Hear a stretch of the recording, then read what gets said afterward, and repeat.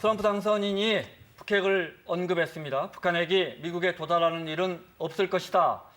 이 말이 북한에 대한 제재를 강화하겠다는 것인지 아니면 또 다른 특단의 조치를 생각하는 것인지 우리로서는 매우 중요한 부분인데요. 여기 우리 무역과 한류에 대한 중국 정부의 보이지 않는 어깃장도 갈수록 심해지고 있습니다. 미국, 중국, 일본, 러시아까지 주변 사강의 불확실성이 커지는 올해 우리 외교는 어디로 가야 할까요? 외교수장 윤병세 외교부 장관 나오셨습니다. 어서 오세요. 어서 오십시오. 네, 안녕하세요. 새해 복 많이 받으십시오. 네, 복 많이 받으십시오. 그 전에 하나만 이제 정유라 씨 송환의 이제 특검이 이제 네. 법적 조치를 하고 있는데 네. 외교부에서는 지금 어떤 조치를 하고 있습니까? 네, 좀 사법당국의 요청에 따라서 저희가 독일 측에 필요한 모든 이제 서류를 전달하고 또 지원을 하고 있고요. 네. 또 저희 자체로서는 이제 정유라의 여권 무효화 조치를 취하고 있습니다. 여권을 반납하지 않을 경우에는 1월 10일부터 네. 여권이 무효화될 것입니다. 네. 네, 어제 항고심에서도 네. 정유라 쪽 요청이 기각된 것으로 제가 들었습니다. 네. 트럼프 당선인이 김정은의 신년사를 접한 후에 트위터에 이런 글을 올렸습니다. 북한 핵은 미국에 도달하지 못할 것이다. 그런 최종적인 단계에 진입하지 못할 것이다. 자, 이것에 대한 해석이 분분한데 북한의 핵 능력이 그만큼 발전하지 못했다는 폄하의 뜻이었는지 아니면은 핵 능력은 인정하지만 그렇게 되지 않도록 제재를 가하겠다는 것인지 우리 외교 당국은 어떻게 보고 있습니까? 네, 우선 이제 북한이 신년사를 하자마자 직접 트럼프 당선인이 이게 자기 자신의 메시지로서 이렇게 발신했다는 것은 아주 시의적절하고요. 이것은 아마 이 트럼프 당선인한테 북한 핵의 그 위중성에 대해서 네. 입력이 잘 돼 있다 하는 것을 반증하는 것 같습니다. 네. 그래서 그만큼 저희가 지난 11월 중순에 양국 정상간에 통화도 있었고 또 그쪽에 국가안보보좌관을 포함한 많은 고인사들과 소통을 많이 했는데 그러한 결과가 잘 반영이 된 것이 아닌가도 생각이 들면서 앞으로 있을 트럼프 행정부의 대북 정책에 대해서 아주 많은 함의를 갖고 있는 발언이다. 이렇게 네. 보고 있습니다. 장관님 방금 북핵의 이중성이라고 하셨는데 어떻게 해석할 수 있을까요?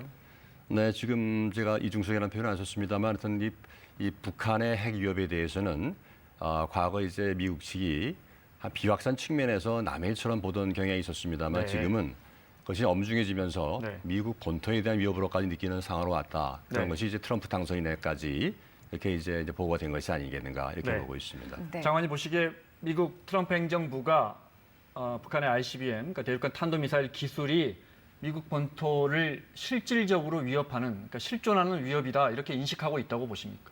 예, 재미있는 것은 이번 트럼프 당선인이 선거에서 당선되자마자 거의 한 대여섯 개의 중요한 미국의 띵크탱크에서 네. 거의 비슷한 이제 건의를 냈습니다. 이것은 앞으로 새로운 행정부는 이 북한의 핵 위협이 가장 중요한 대여섯 가지의 그 대정책 우선순위가 될 것이다. 이렇게 이제 건의를 했고요. 마침 트럼프 당선인의 트위터도 그러한 인식을 어느 정도 반영한 것이 아니겠는가. 그래서 좀 전에 말씀드린 것처럼 하나의 그 트럼프 자신의 메시지다. 폄하하는 것은 아니지만은 네. 하나의 경고다. 경고가 망동하지 마라. 네. 이런 메시지가 아닌가 이렇게 보고 있습니다. 마침 관련해서 미국 CNN 방송이 트럼프 행정부가 북핵 억제를 위해서 4가지 경우의 수가 있다. 오늘 이렇게 보도했는데요. 지금 네. 보면 중국이 영향력을 행사하도록 압박하는 거, 그다음에 북한에 대한 제재 강화. 1, 2번은 우리 입장에서는 당연한 것으로 받아들여지고 우리가 기대할 수 있는 부분이고요. 3번이 눈에 띕니다. 군사 공격의 경우의 수. 그리고 4번 김정은과의 대화. 김정은과의 대화는 아마 북미 양자 대화를 일컫는 것 같은데 장관님 보시기에 먼저 하나씩 여쭤보겠습니다. 군사 공격 가능성이 있습니까? 예, 지금 이제 뭐 미국을 포함해서 어느 나라나 군사 공격은 이제 최후의 수단입니다. 네. 저렇게 쉬운 결정은 아니고요. 다만 이제 이번 트럼프 행정부 내각에 군인 출신 이제 강요나 고인사들이 많이 포함됐기 때문에 네. 과거에 비해서 그냥 군사적인 유용성에 대한 그런 생각하는 분들도 꽤 있을 것으로 생각이 됩니다. 중요한 것은 이 시점에서 한미 양국 모두 오바마 행정부든 트럼프 행정부든 간에 지금의 대북 압박 제재 조치를 계속 이어나가자는데 많은 공감대를 갖고 있습니다. 네. 이전 행정부보다 군사적인 행동도 워낙 여러 가지가 있죠. 근데 군사적인 액션을 취할 가능성이 더 높아진 건 사실입니까? 뭐 현재로서는 이제 구체적인 정책이 나와 있는 것이 아니기 때문에 네. 미리 예단할 수는 없습니다만은 앞으로 이제 북한의 도발이 어떻게 바뀌어가느냐에 따라서 상하는 그런 이제 검토를 하지 않겠는가 이렇게 네. 보고 네. 있습니다. 지금까지 핵 관련해서 모두 5차례 유엔 안보리 네. 대북 제재 결의 채택이 있었는데 사실 어느 정도 실효성이 있었을까? 아랑곳하지 않은 북한의 도발은 유엔 제재가 사실 큰 효력을 발휘하지 못한 것을 보여주는 게 아닐까요? 사실은 이제 저 입장에서 볼 때 과거에 물론 이제 제재 결의는 조금 이제 그 효과가 크지 않았다고 봅니다만은 작년에 채택된 2가지 결의안은 유엔 역사상 가장 강력한 이제 비군사적 결의입니다. 네. 또 실제로 여러 가지 그 측정하는 기준이 있는데 제일 중요한 것은 북한 스스로 가장 아프다는 발언을 공개적으로 하고 있습니다. 네. 국방위 대표 발언을 포함해서요. 네. 또 이번에 저희한테 온 태영호 전 주북한 런던 주재 북한 공사는 우리가 하는 조치가 바람직한 방향으로 하고 있다. 이때 더욱더 강하게 이제 조여야 된다 하는 이런 얘기를 하고 있고요. 또 여러 가지 통계적으로도 뭐 저희가 이제 예를 들면 작년에 한 2억 불 이상의 이제 그 피해를 보게 했고 이번에 새로운 결의를 통해서 최소 석탄을 포함한 광물 자원을 그 차단을 통해서 8억 불 이상의 그런 피해가 가거든요. 또 이런 것이 이제 돈 측면뿐만이 아니라 외교적인 고립 또 다양한 측면의 그런 이제 압박을 통해서 이루어지기 때문에 상당히 아픈 그런 결과로 나올 것으로 저는 보고 있습니다. 네, 일각에서 제기되고 있는 트럼프와 김정인 정상회담은 현실적으로 이뤄질 가능성이 있나요? 이제 선거 과정에서 지난 작년 상반기에 네. 한두 번 그런 얘기를 했습니다만 햄버거를 먹을 수 있다 뭐 이런 그런 얘기 네. 가볍게 했습니다만은 네. 지금 북한의 그 핵협이 엄중하게 돼 있고 트럼프 당선인이 과거에 김정은에 대해서 갖고 있던 아주 부정적인 시각이 있기 때문에 네.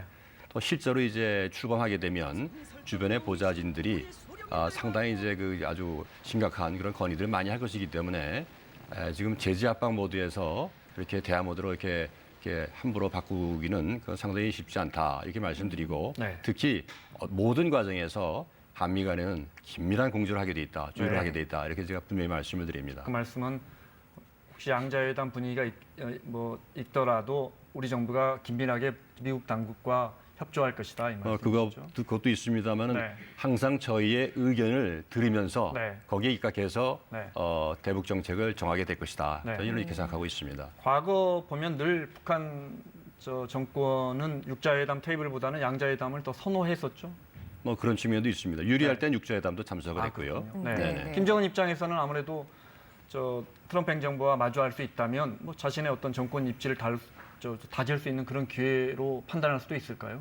근데 가장 중요한 것은 국제사회가 원하는 것은 북한의 비핵화 의사 천명이고 네. 그를 행동으로 이제 나타내는 것인데 네. 이 2가지 모든 면에서 김정은은 전혀 그런 움직일 용의가 없다. 네. 그렇기 때문에 그것이 트럼프 당선인이든 또 한일이든 네. 또는 EU든 이제 그 김정은으로부터 어떤 그 자발적인 그런 이제 양보를 받기 어렵기 때문에 네. 국제사회 전체가 이제 뭉쳐서 압박을 해야 된다 하는 이런 결론에 도달한 것이거든요. 네. 아마 트럼프 행정부도 저희랑 계속 긴밀한 공조하에 움직일 것으로 이렇게 보고 있습니다. 네. 북핵 문제는 그렇고 이제 우리 외교를 좀 여쭤보겠습니다. 이제 오는 20일이면 트럼프 행정부가 들어서는데 일각에서 이 질문 많이 받으셨을 것 같아요. 뭐 아베 총리는 가서 만나고 오는데 우리 외교 라인은 뭐 하는 것이냐. 근데 또 공교롭게도 박 대통령이 이제 권한이 정지돼 있는 상황이고 우리 외교력이 지금 어떤 상태입니까? 사실은 저희가 작년 한 해 트럼프 측과 어떤 면에서는 오바마 행정부 측보다 더 많이 만났습니다. 마쿠에서 네. 100회 이상 만났고요. 또 이제 트럼프 당선인과 가장 먼저 통화를 한 5나라 중에 하나였습니다. 네. 정상선의 그 통화를요. 그다음에 이제 그 강력급이나 고위급 레벨에서도 저희가 이제 그 공개된 부분과 공개되지 않은 그런 그 대화와 그런 협의가 있었습니다. 앞으로 이제 1월 20일 출범하게 되면은 인준이 되는 대로 저도 한미 외교장관회담을 가급적 조기에 좀 개최할 생각이고요. 네. 뭐 저 이외에도 많은 네. 강요들이 비슷한 회담을 아마 할 것으로 알고 있습니다. 국무장관이 인준이 돼야 만나보실 수 있는 거죠? 기본적으로는 그게 원칙입니다. 네. 네, 관련해서 일본 정부가 또 2월 초쯤인가요? 한중일 정상회담을 제의를 하긴 했었는데 사실 말씀하신 것처럼 그 대통령 직무가 좀 정지된 상태고 그렇게 되면 황교안 권한대행이 가야 하는 거잖아요. 여기에 대해서 뭐 중국과 일본이 어떻게 받아들일지 모르는 상황이라 이게 예정대로 타진이 되겠습니까? 예, 원래 작년 말에 네. 이제 12월경에 이제 일본 측에서 이제 날짜를 정해서 이제 네. 추진하다가 네. 일단 연기가 됐습니다. 네. 지금 현재 새로운 이런 일정을 염두에 두면서 일본 측이 한국과 중국에 대해서 이제 타진하고 있는 상태가 되고요. 네. 만약에 이제 상국 모두가 어떤 날짜를 합의하게 되면은 네. 그럼 저희는 그런 일정이 합의되는 대로 가능한 빠른 시일 내에 그 결정을 하게 될 것입니다. 네. 네. 저희는 지난번에 2년 전에 한중일 정상회담을 저희 주도로 3년 반 만에 복원시킨 년에 우리 당사자이기 때문에 네. 이런 일본 정부의 노력을 적극적으로 이제 그 지원하고 협조하는 그런 이제 위치에 있습니다. 외교부는 황교안 권한대행이 한중일 정상회담이 열린다면 참석해야 한다고 보십니까? 일단 저희 입장에서는 이런 것이 필요하다는 점을 아마 건의드려야 될 것 같습니다. 네, 네. 트럼프 당선인이 아메리카 퍼스트를 외치면서 주변 동맹국들에게 그 안보 무임승차론을 꾸준히 제기하지 않았습니까? 그렇기 때문에 앞으로 뭐 한미 동맹에 있어서도 미국의 역할을 조금 축소하는 방향으로 뭐 재협상을 할 가능성이 있다는 게 전문가들의 분석인데 한미 동맹에 어떤 변화가 생길까요? 예, 선거 과정에서 이제 그런 얘기들이 좀 나왔기 때문에 네. 좀 걱정하신 분들이 있는데요. 한두 번 이야기한 게 아니라서요. 그렇습니다. 네. 이제 중요한 것은 이제 정확한 실상을 보게 되면은 우리 정부는 사실은 나토나 일본보다 이 GNP 대비 방위 분담이라든가 또 징병제라든가 또 실제 방위비의 그 액수나 그 비율이 네. 상당히 높은 네. 나라입니다. 그래서 네. 굉장히 기여를 많이 하는 것을 이 트럼프 주변의 보좌관들이라든가 의회에서 잘 알고 있습니다. 네. 또 지난번에 3주 전에 저를 방문했던 미 의회의 민주공화 양당의 초당적인 대표단도 제 설명을 듣고 나서 한국이 상당한 그 기여를 주한미군의 안정적 주둔을 위해서 하고 있구나라는 것을 알고 또 그런 것을 이제 확산시키겠다 이런 얘기를 한 적이 있습니다. 네. 그래서 앞으로 이제 한미 간에 이런 고위급 이제 협의가 있게 되면은 네. 이런 노력을 더 강화해서 의회도 강화 생각하고 그럴 생각입니다. 우리 외교 당국이 가서 우리가 이렇게 방위비를 실제 진짜 이렇게 이만큼 부담하고 있고 이런 이야기들을 트럼프 행정부에 계속 지속적으로 전달하고 있습니까? 우리 지금도 굉장히 많이 하고 있고요. 네. 앞으로도 할 예정이고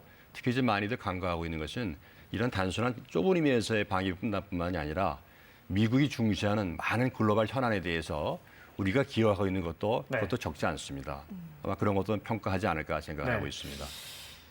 계속해서 설득해 나가고 대화해야죠, 그죠? 네, 네네. 장관님. 중국 문제도 좀 여쭤보겠습니다. 역시 쉽지 않아 보입니다.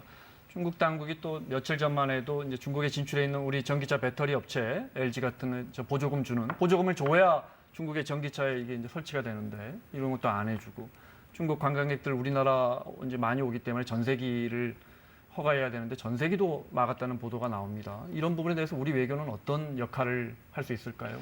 네, 지금 현재 이제 관광 분야라든가 한류, 항공 분야, 뭐 세무조사 이런 데서 이제 그런 움직임들이 보이는데 이제 문제는 이제 이것이 뭐 공식적인 보복이라든가 이런 식으로 이제 얘기를 하지 않기 때문에 대응하는데 좀 쉽지 않은 측면이 그러니까요. 있습니다. 네. 또 앞으로 이런 일이 또 이제 더 있을 수 있는 가능성도 배제할 수 없고요.